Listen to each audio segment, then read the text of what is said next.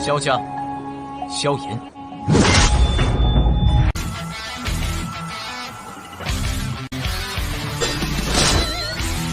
指缝中的光点燃了梦魇，站在天端俯瞰着世界无边无边。 Selamat datang di channel hiburan netizen. Mari kita lanjutkan part berikutnya dari cerita novel Donghua Battle Through the Heavens. Ini hanyalah full spoiler. Tanpa banyak kata demi menghemat kuota, segera kita mulai isi ceritanya. Mata Xiao Yan perlahan menyapu bahan-bahan obat yang tercatat dalam gulungan itu. Dia mengangguk beberapa saat kemudian dan turun ke dalam pemikiran yang mendalam setelah mengembalikan gulungan itu ke cincin. Bahan-bahan obat ini cukup langka. Kemungkinan besar seseorang akan menghabiskan cukup banyak waktu untuk mengumpulkan mereka semua. Sepertinya dia perlu mencari Hai Tua mengenai masalah yang melibatkan bahan-bahan obat ini. Menjadi pemilik rumah lelang terbesar di Kekaisaran, secara alami memiliki toko yang sangat kaya. Meskipun bahan-bahan obat ini langka, seharusnya mungkin untuk mengumpulkan beberapa dari mereka. Xiao Yan menghela nafas lega ketika dia memikirkan ini. Dia membalik tubuhnya dan turun dari tempat tidur batu sebelum perlahan keluar dari ruangan. Dia baru saja keluar dari ruangan ketika seorang pelayan wanita yang telah menunggu di luar untuk waktu yang lama bergegas maju. Setelah itu, dia berbicara dengan penuh hormat. Tuan muda ketiga, Tuan muda pertama berkata untuk mengundang Anda ke ruang tamu jika Anda keluar dari kamar. Xiao Yan mengangguk sedikit setelah mendengar ini. Dia melambaikan tangannya untuk memberhentikan pelayan perempuan sebelum melangkah ke ruang tamu. Xiao Yan muncul di luar ruang tamu setelah sekitar 10 menit. Dia mendengar suara Xiao Ding dan Xiao Li ditularkan dari dalamnya. Ada juga suara wanita yang tidak asing di tempat ini.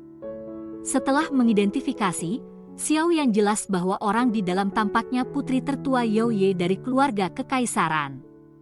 Apa yang dia lakukan di sini? Xiao Yan menyipitkan matanya sebelum mendorong pintu untuk masuk. Xiao Ding dan Xiao Li mengobrol dan tersenyum dengan Yao Ye di ruang tamu. Mereka mengangkat tatapan mereka ketika mereka mendengar suara pintu didorong. Hanya untuk melihat Xiao Yan masuk. Senyum di wajah mereka menjadi jauh lebih padat. Hehehe, Tuan Xiao Yan, itu benar-benar tidak mudah untuk melihatmu. Yao Ye telah datang beberapa kali selama beberapa hari ini, tetapi hanya berhasil bertemu denganmu kali ini. Senyum kecil muncul di wajah cantik Yao Ye saat melihat Xiao Yan masuk. Dia berdiri dan bercanda dengan yang pertama. Xiao Yan tersenyum. Matanya membuat kontak dengan Xiao Ding dan Xiao Li. Setelah itu, dia menemukan sebuah kursi di samping mereka berdua dan duduk sebelum berbicara dengan senyum. Boleh aku tahu alasan mengapa Putri Yao Ye ada di sini kali ini? Tuan Xiao yang telah membantu keluarga Kaisar menghapus cambuk. Apakah kita masih membutuhkan alasan untuk datang dan berkunjung? Mata cantik Yao Ye berhenti di Xiao Yan dan tertawa dengan sikap yang agak tertahan. Xiao Yan tersenyum dan menggelengkan kepalanya. Dia segera berhenti berbicara. Dia mengambil cangkir di sisinya dan meminum seteguk sebelum mengangkat tatapannya sedikit untuk menatap Yao Ye. Dia tidak percaya bahwa pihak lain benar-benar di sini untuk berkunjung karena luka-lukanya. Senyum di wajah cantik Yao Ye dipertahankan untuk beberapa saat Xiao Yan menatapnya. Akhirnya, dia hanya bisa menyebarkannya tanpa daya. Dia merenung sejenak sebelum berbicara dengan lambat. Saya mendengar bahwa Tuan Xiao Yan berencana untuk membentuk fraksi dalam Kekaisaran Jiama. Klan Xiao saya memiliki cukup banyak musuh. Wajar jika seseorang harus memiliki kekuatan yang cukup jika saya ingin melindungi anggota klan.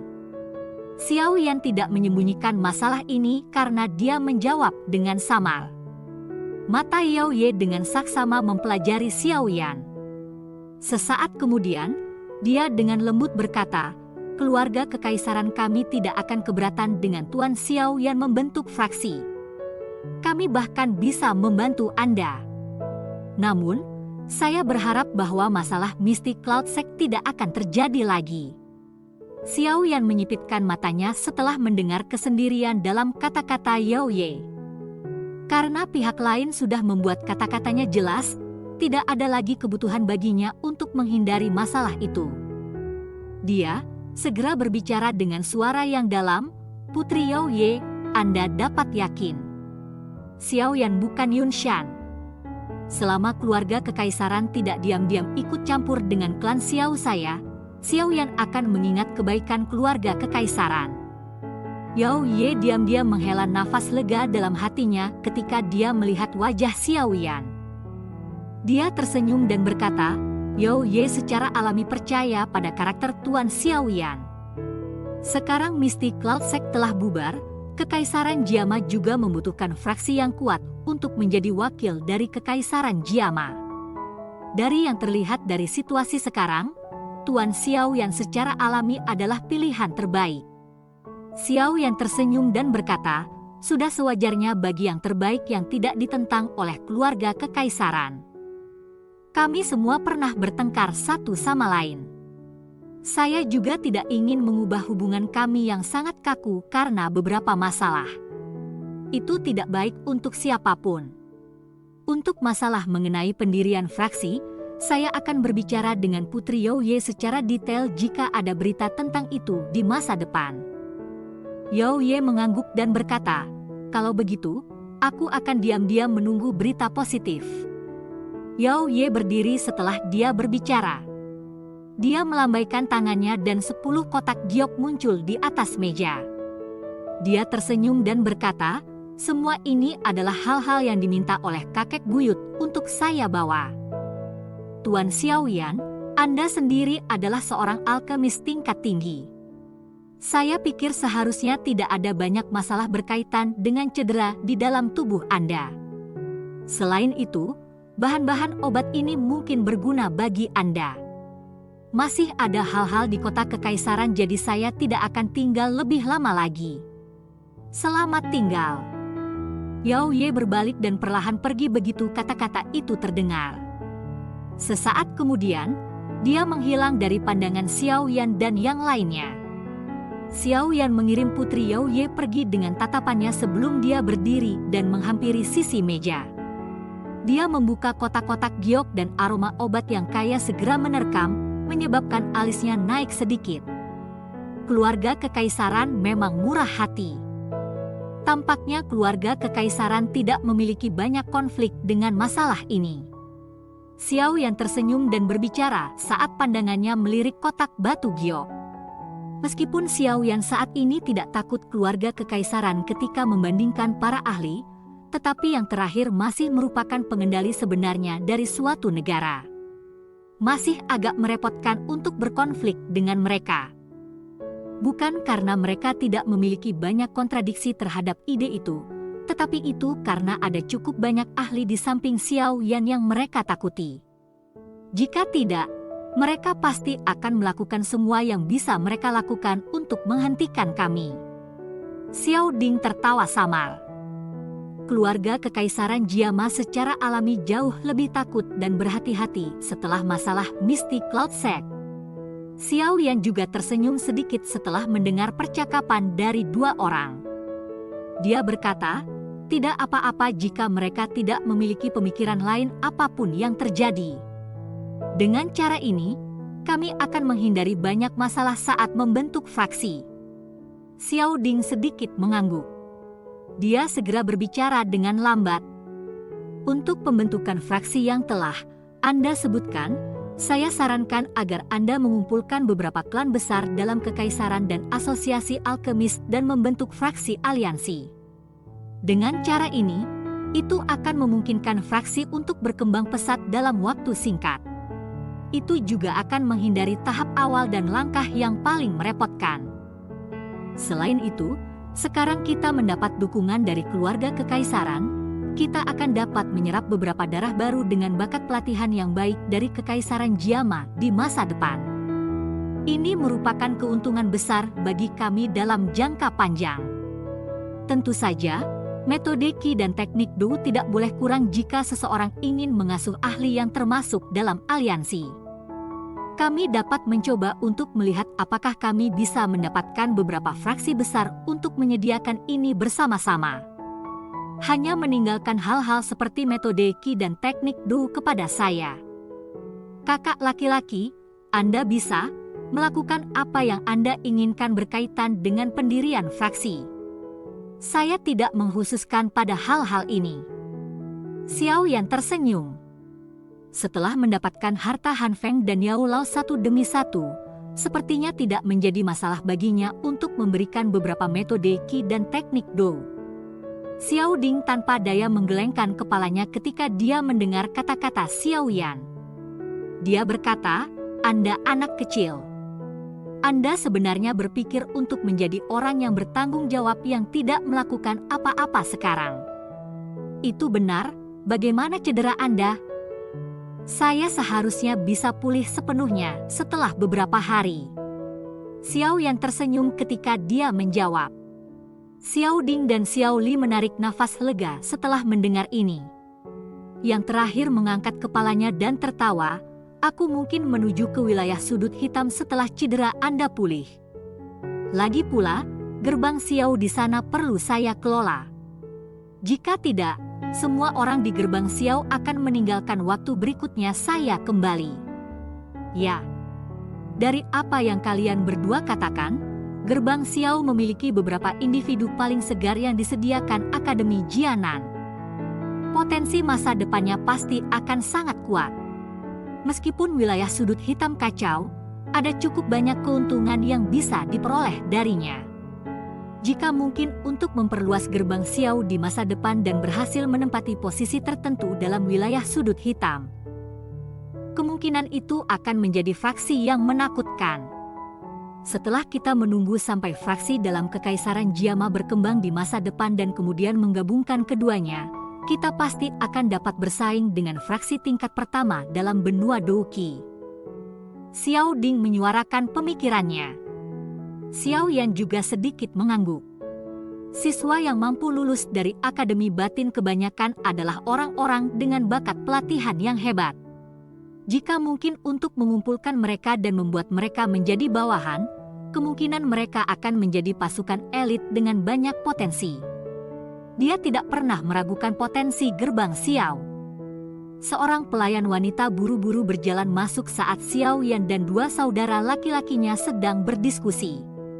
Dia dengan hormat berbicara dari ambang pintu, "Tuan muda Xiao Yan." Nalan Xiao Jie berada di pintu masuk utama mengatakan bahwa dia memiliki sesuatu yang penting untuk dikatakan dan perlu bertemu dengan Anda. Xiao Yan terkejut ketika mendengar ini. Nalan Xiao Jie secara alami adalah Nalan Yanran. Kenapa dia mencarinya? Undang dia masuk. Keraguan melintas di matanya saat Xiao Yan memerintah dengan lembut. "Hei, apakah itu Nalan Yanran? Ngomong-ngomong, kakak dan saya belum pernah melihat orang ini yang hampir menjadi adik ipar kami." Suara Xiao Li tiba-tiba dingin saat dia melihat ke belakang pelayan wanita yang telah pergi. Sepertinya dia menaruh dendam atas bagaimana Nalan Yanran membatalkan pertunangan saat itu. Dendam mereka sudah diselesaikan 3 tahun lalu. Tidak perlu menyimpannya di hatimu. Xiao Ding merajut alisnya dan berbicara dengan suara yang dalam. Tampaknya dia sangat tidak senang pada Xiao Li karena menyebutkan masalah ini di depan Xiao Yan. Xiao Li mengangkat bahunya dan berhenti berbicara. Dia bersandar di kursinya dan pandangannya malas, menyapu pintu utama. 3 orang menunggu di aula sebentar sebelum pelayan wanita dari awal datang.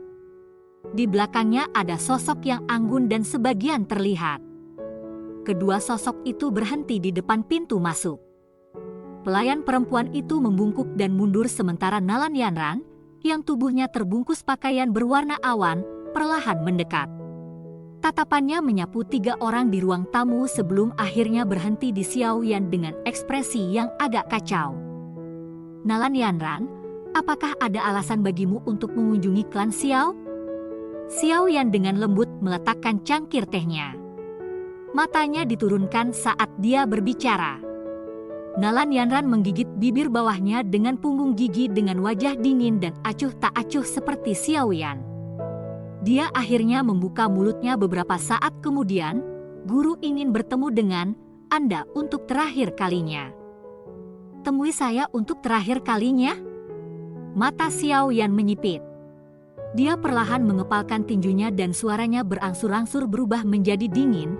Kau sebaiknya tidak memberitahuku bahwa dia telah melakukan sesuatu yang bodoh. Aku sudah memberitahumu bahwa aku masih bisa menemukan semua murid Misty Cloud Sekte meskipun mereka telah tersebar. Alis Nalan Yanran disatukan bersama. Dia berkata, guru tidak akan melakukan hal semacam itu. Ikuti saya jika Anda bersedia melihatnya. Mungkin tidak ada peluang di masa depan jika Anda tidak mau. Nalan Yanran tidak menunggu Xiaoyan membalas setelah dia berbicara. Dia berbalik dan berjalan keluar dari mansion. Xiaoyan merajut alisnya. Sesaat kemudian, dia berdiri dan melemparkan pandangannya ke Xiao Li di samping. Dia melemparkan dengan tangannya dan sebuah gulungan dilemparkan ke yang terakhir. Saudara kedua, Anda harus mencoba untuk mengumpulkan semua bahan obat ini. Sangat bermanfaat bagi Anda. Jangan menunda. Xiao Li terkejut ketika menerima gulungan itu. Dia melihat kerlip dalam tatapan Xiaoyan dan sepertinya telah memahami sesuatu. Dia segera mengangguk tanpa meninggalkan jejak. Xiaoyan mengucapkan beberapa kata kepada mereka berdua setelah menyerahkan gulungan itu ke Xiao Li. Dia segera mengikuti Nalan Yanran dengan langkah cepat. Kata-kata yang dia bawa menyebabkan wajahnya menjadi sedikit suram. Apa yang dia pikirkan untuk dilakukan lagi? Cerita pun bersambung ke episode selanjutnya. Jangan lupa di like, komen, subscribe dan share-nya ya, biar tambah semangat dan konsisten, dan dapat membantu meningkatkan kultivasi Xiaoyan. Terima kasih.